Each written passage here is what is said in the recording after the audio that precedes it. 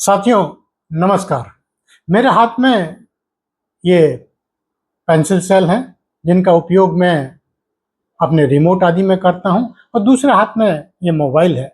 इस मोबाइल में भी बैटरी है जिसको मैं 1 या 2 दिन में चार्ज करता हूं। तो दोनों ही बैटरी मुझे चार्ज करनी पड़ती है या रिप्लेस करनी पड़ती है। लेकिन आप सोचिए ऐसी बैटरी की जो जिंदगी भर मुझे रिचार्ज ना करना पड़े, ना कोई मेंटेनेंस हो और जब तक मैं जिंदा रहूं वो चलती रहे। चौंक गए ना। हाल ही में एक खबर अमेरिका में प्रकाशित हुई है। उनका एक बहुत पुराना न्यूक्लियर रिएक्टर, उसके हॉट सेल का उपयोग, हॉट सेल वो होता है जहां पे रेडियो एक्टिव मटेरियल का आप हैंडल कर सकते हैं, उसका उपयोग एक कंपनी न्यूक्लियर बैटरी के रूप में करने जा रही है। तो आइए इस खबर को और न्यूक्लियर बैटरी के बारे में पूरा विस्तार से समझते हैं। न्यूक्लियर रिएक्टर में हम यूरेनियम का प्रयोग करते हैं और यूरेनियम तो असीमित ऊर्जा का स्रोत होते हैं। लेकिन जब यूरेनियम का हम यूज कर लेते हैं तो उसे रिएक्टर कोर से बाहर निकालकर उसे स्पेंट फ्यूल बे में हम स्टोर कर लेते हैं।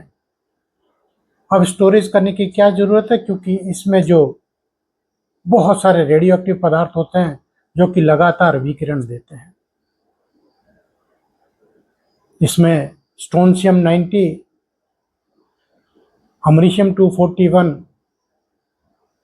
प्लूटोनियम 238 महत्वपूर्ण है, जिनकी हाफ लाइफ बहुत होती है।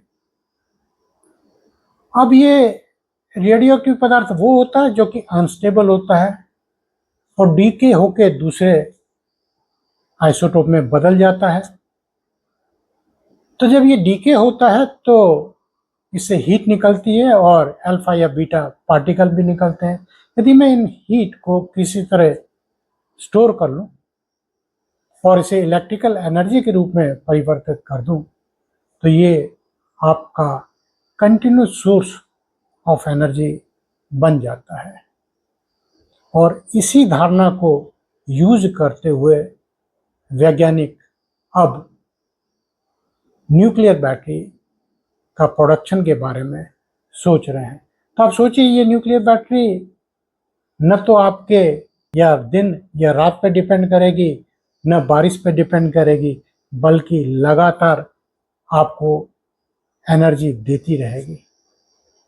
तो वो जगह जहां हमें इस तरह की बैटरियां जरूरत है, जैसे कि हमारे अंतरिक्ष की वैज्ञानिक खोजों में या समुद्र की गहराइयों में, जहां मेंटेनेंस और किसी भी इलेक्ट्रिकल डिवाइस को लगाना बहुत मुश्किल होता है और मेंटेनेंस बहुत मुश्किल होता है, उन जगह इनका उपयोग किया जाए तो हमारे लिए वरदान साबित होगी। तो साथियों, न्यूक्लियर बैटरी किससे प्रोड्यूस होगी? वो पदार्थ जिसे हम वेस्ट समझते थे, बहुत ही बेकार चीज है, लेकिन अब वो वरदान बनने वाली है। तो अब तो आप कहेंगे कि भाई न्यूक्लियर बैटरी है तो मुझे भी मिल जानी चाहिए, लेकिन नहीं। यदि मेरे पास 10 ग्राम का स्ट्रोंशियम का रेडियो एक्टिव पदार्थ है तो वो मुझे करीब करीब 1 वाट एनर्जी दे सकता है।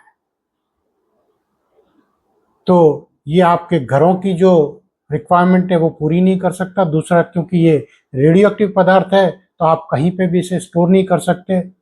लेकिन क्योंकि इसकी छोटी सी अमाउंट 1 वाट भी बहुत ज़रूरी हो जाती है हमारे अंतरिक्ष खोजों के लिए, या फिर ऐसी जगह जो दुर्लभ जगह है जहां पहुंचना बहुत मुश्किल है, वहां पे यदि सिग्नल प्रोसेसिंग या मिलिट्री पर्पस का यूज है तो ये हमारे वरदान हो जाती है। ये खोजें हमारी मानव जाति के लिए, हमारे विज्ञान के लिए बहुत ज़रूरी है।